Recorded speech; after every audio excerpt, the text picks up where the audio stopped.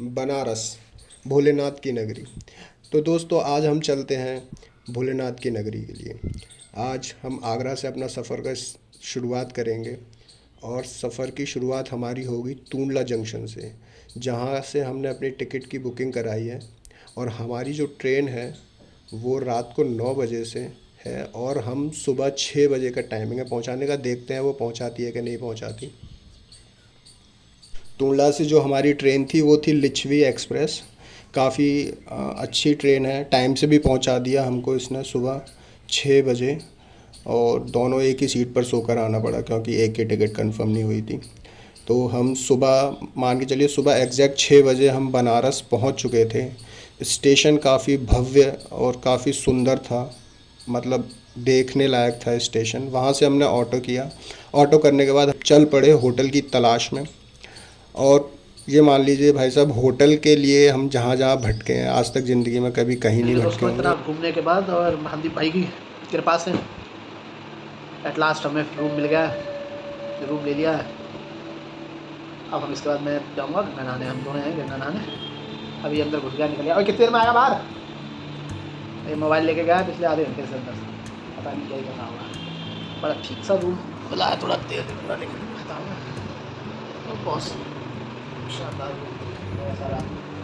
ये अगर आप बनारस आएँ कभी तो बालाजी इन करके होटल है, वहाँ के अफोर्डेबल प्राइस है। बड़ा शानदार रूम है, मिल सकता है आपको। कह सकते हैं जाएंगे, पहले गंगा जी नहाएंगे, फिर उसके बाद जय भोले हर महादेव दर्शन करने। और उसके बाद ले चलता हूँ, फिर मिलते हैं। आजा बाहर, आजा भाई। फिर होटल में हम लोग रेस्ट करने के बाद दोस्तों, जैसे कि यादव जी ने बताया, भोलेनाथ का नाम लेके हम चल दिए विश्व कौन सा दशाश्वमेध घाट के लिए। बहुत ही टिपिकल डिफ़िकल्ट नाम है भाई साहब, सुनाई मतलब एकदम, क्या बताएं आपको। चलो आगे चलते हैं, ये बात की बात है। फिर यहाँ पे हमने, जो रास्ता था वो काफ़ी सुंदर था, ऊंची ऊंची इमारतें थीं।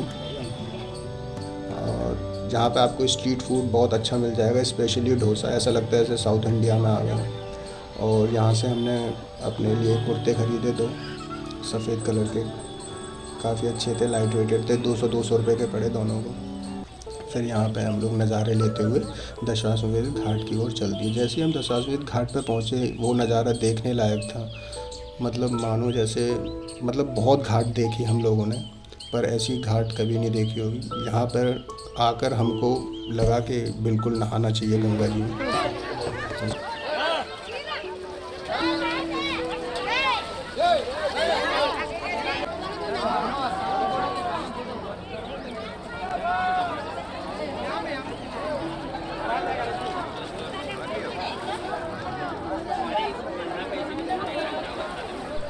गंगा स्नान करने के बाद हम लोग चल दिए बाबा विश्वनाथ जी के मंदिर में, जो कि हमारा मेन लक्ष्य था। मतलब हमें यहाँ पे आना ही आना था। मतलब कोई भी आएगा तो वो ऑब्वियसली यहाँ पे ज़रूर आएगा। और ये देखिए, बहुत ही बेहतरीन, मतलब ऐसी छोटी छोटी गलियाँ हैं और लेकिन फिर भी आपको ऐसा लगेगा कि कितनी सुंदर गलियाँ हैं। हर दीवार पर भोलेनाथ बसे हुए हैं।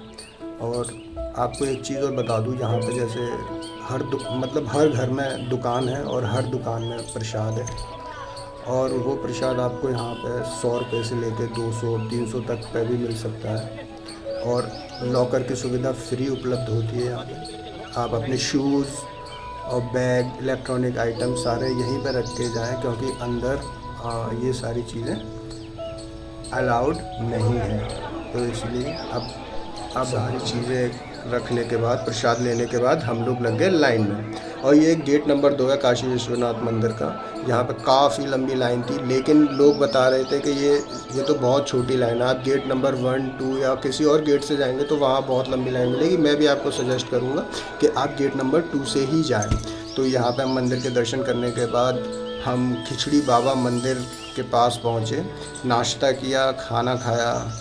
काफ़ी अच्छा खाना था, इडली सांभर, मतलब आप जो भी खाना चाहें खा सकते हैं। खाना खाने के बाद हम सीधे चल दिए होटल की ओर। हम बहुत बुरी तरह से थक चुके थे दोस्तों, तो थकान को दूर करने के लिए हम चल दिए अपने होटल की ओर। घूमते घामते, ऑटो रिक्शा करते हुए, खाते पीते हम लोग होटल की ओर रवाना हो लिए। फिर हमने वहाँ पे आराम किया और शाम को 5 बजे हम पहुँच गए दोस्तों, सबसे सबसे मतलब अल्टीमेट चीज़ के लिए, जो थी गंगा आरती। गंगा आरती के लिए आपको जैन घाट से आपको बोट मिल जाएंगी जो कि 300-350 रुपये पर पर्सन के हिसाब से लेता है और वो आपको पूरे मतलब मोस्टली घाटों के दर्शन कराएगा, जैसे मणिकर्णिका घाट हो गया, हरीशचंद्र घाट हो गया और दशाश्वमेध घाट हो गया, 80 घाट हो गया, जैन घाट, बहुत सारे घाट हैं। मतलब आप उन सारे घाटों का नज़ारा सिर्फ एक ही गो थ्रू में ले सकते हैं अपने। वैसे तो कहा जाता है कि पूरा संसारी बाबा भोलेनाथ की नगरी है, लेकिन बनारस ये कुछ अलग ही नगरी है। ये बाबा भोलेनाथ की सबसे प्रिय नगरी है।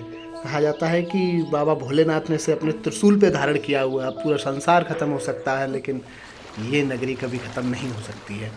जब हम लोग यहाँ घाटों का अवलोकन कर रहे थे, नाव में बैठ के जब हम लोग घाट देख रहे थे, तो रह के हर एक चीज़ जानने की इच्छा, कुछ ऐसा लग रहा था कि अजीब सा कुछ अटैचमेंट है, कुछ लगाव है, कुछ अलग ही फीलिंग, कुछ अलग ही वेव्स आ रही थी जो हम आपको यहाँ एक्सप्लेन नहीं कर पा रहे हैं। यहाँ पर हम लोग जब आगे बढ़ रहे थे तो बिना गंगा माँ को स्पर्श कर नहीं रह पाए, और वो स्पर्श भी ऐसा था जैसे इस तरह का स्पर्श था कि मैं जैसे एक माँ अपने बेटे को करती है, बार बार गंगा माँ का स्पर्श, वो कल ध्वनि, वो अभी तक हम लोग भूल नहीं पा रहे हैं। और उसके बाद में यहाँ बताया कि हरिश्चंद्र घाट है, मणिकर्णिका घाट है, दशाश्वमेध घाट है, ये सारे घाट हैं। हरिश्चंद्र घाट जो है उसकी आप लोगों को जैसे पता ही है कि राजा हरिश्चंद्र थे, उन्होंने यहाँ डोम का काम किया था, कल्लू डोम के पास आके, तो यहीं पर स्थित है। यहीं हरिश्चंद्र घाट पे एक बाबा भोले का मंदिर भी स्थित है, जिसपे कहा जाता है अर्धरात्रि में लोग आके अपनी पूजाएं जो भी होती हैं वो करते हैं।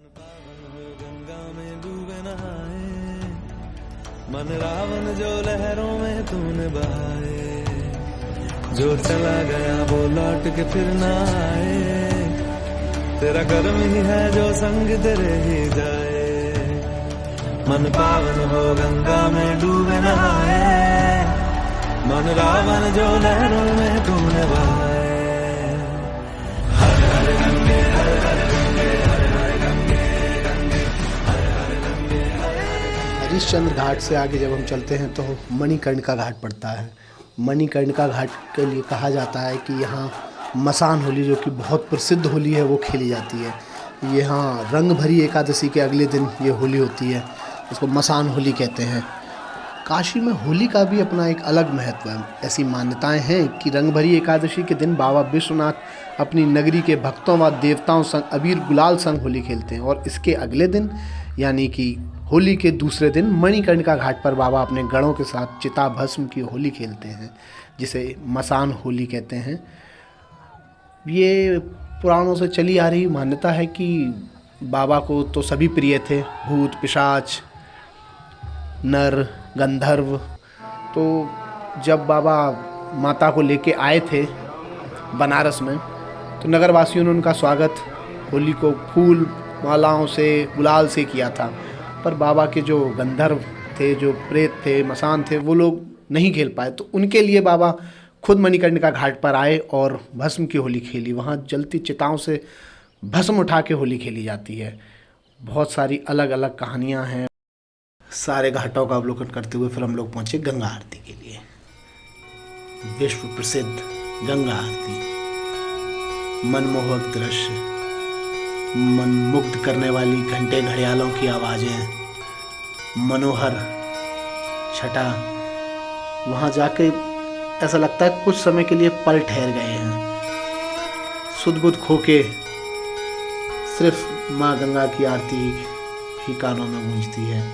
बहुत ही अद्भुत नज़ारा, अद्भुत क्षण होता है वो, यूं ही नहीं इसे विश्व प्रसिद्ध कहा गया है। गंगा आरती करने के बाद फिर हम लोग वापस जा रहे हैं जैन घाट। यहाँ से हम लोग फिर अपने होटल जाएंगे। वापसी में जो देखते ही बनते हैं ना घाट, वो आप वहाँ सिर्फ वहाँ जाकर ही अनुभूति कर सकते हैं। कोई वीडियो, कोई व्यक्ति, कोई फ़ोटो उसको डिस्क्राइब नहीं कर सकता। पानी में झिलमिल लाइटें, एकदम स्वच्छ घाट, बहुत ही अलग था। फिर यहाँ से हम लोग घाट गए, जैन घाट पे हम लोग उतरे। वहाँ से फिर होटल गए, खाना वाना खाया, और फिर हम लोग चल दिए रात में बनारस की गलियों में घूमने। यहीं रानी लक्ष्मीबाई की जन्मस्थली भी है। फिर वहाँ से हम लोग जाते हुए सीधे लंका चल दिए। लंका वो वाली लंका नहीं, यहाँ काशी में भी एक लंका है, यहाँ संकट मोचन मंदिर है, वहाँ गए, वहाँ पर हम लोगों ने भगवान के दर्शन किए, फिर लौट के आके अपने रूम पे थक चुके थे, थकान भी थी, खुशी भी थी, सब कुछ था। तो फिर हम आए रूम पे आके और हम सो गए। सुबह उठे मॉर्निंग में, अगले दिन हम लोग फिर से निकल पड़े हैं काशी के कोतवाल काल भैरव जी के दर्शन करने के लिए। काल भैरव मंदिर जो है वो बहुत सकरी गलियों में से होके है, लेकिन वो गलियों की जो पेंटिंग है दीवारों पर, हर जगह, हर गली, हर घर में बाबा भोले हैं, हर कण में वहाँ भोले बसे हैं। बहुत भीड़ भाड़ थी, हालांकि जब हम दर्शन करने गए काफ़ी लंबी लाइन थी, बट कोई नहीं, दर्शन तो करने ही थे। काशी आए और कोतवाल के दर्शन नहीं किए तो क्या किए। हम लोग भटकते घूमते गलियों में से शॉर्टकट लेते हुए पहुँचे। तो आगे जाके काल भैरव मंदिर जाने वाली ही छोटी लाइन थी, लाइन वहाँ पर भी थी बट छोटी लाइन थी, तो वहाँ तक पहुँचने में सफल हुए। वहाँ पहुँच के फिर लाइन थी तो अच्छी खासी थी, वहाँ हम लाइन में लगे और प्रसाद लिया था। वहीं बैग हमने सारा रख दिया था। यहाँ मोबाइल आप ले जा सकते हैं, यहाँ मोबाइल अलाउड होते हैं, आप अपनी पॉकेट में रख के ले जा सकते हैं, लेकिन ये याद रखिएगा भीड़ इतनी थी कि मोबाइल निकालने तक का समय नहीं मिला। दर्शन करने के बाद वापस हम लोगों ने रिक्शा किया, जिन्होंने 60 रुपये लिए वहाँ से, और हमें सीधे दशाश्वमेध घाट वाला जो चौराहा है, बदौनी चौराहा, वहाँ छोड़ा। हालांकि बाबा बहुत मेहनत कर रहे थे, तो हम लोग उतर जाते थे जहाँ भी चढ़ाई आती थी, जिससे कि दिक्कत ना हो। फिर हम बदौनी चौराहे पे पहुँचे, वहाँ से हम अपने पैदल प्रस्थान किया हमने अपने होटल के लिए। होटल पहुँच के थोड़ा रेस्ट किया, फिर हमने चेकआउट करके निकल दिए वहाँ से। और होटल में बताना चाहता हूँ, अगर आप आएँ फैमिली के साथ, अकेले भी, तो बहुत बजट होटल है, बहुत अच्छा होटल है, बालाजी इन करके, आप जैसा मैंने बताया यहाँ स्टे कर सकते हैं। ये शिवाला रोड पे पड़ता है, मंदिर से कुछ 1 किलोमीटर की दूरी पे है। तो काफ़ी सपोर्टिंग स्टाफ है और बहुत ही अच्छा सारी सब चीज़। इसके मंदिर, इसके होटल के जस्ट सामने ये भोजनालय भी है, यहाँ आपको शुद्ध खाना मिलता है और बहुत ही रीज़नेबल प्राइस पे। होटल का नाम है होटल बालाजी इन। फिर चल दिए हम बाबा भोले से आशीर्वाद लेके वापस। हम दोनों भाई अपना घूम फिर के काशी चल दिए हैं वापस। मानदीप भाई को भूख लगी है, भूख के मारे इनके पेट में चूहे कूद रहे हैं और ना खाने को कुछ मिल नहीं पाया। भाई साहब सुबह के 12 बज गए, भूख के मारे सुबह के 12 बोल रहा हूँ, दोपहर के 12 होते हैं। साले पूछे खाया ना, और ये भूख के मारे बता ही नहीं पा रहा खाया ना। चल मानदीप भाई कोई बात नहीं, चल तुझे खिलाता हूँ, आजा। हाँ रख ले। फाइनली बाबा के दर्शन करके, गंगा में स्नान करके हम लोग आ चुके हैं बनारस स्टेशन और अपनी ट्रेन का इंतज़ार कर रहे हैं, जो कि 1 घंटा लेट है। लक्ष्मी एक्सप्रेस से ही है। अगली वीडियो में फिर से मिलेंगे किसी नए मंदिर में। जय भोले की।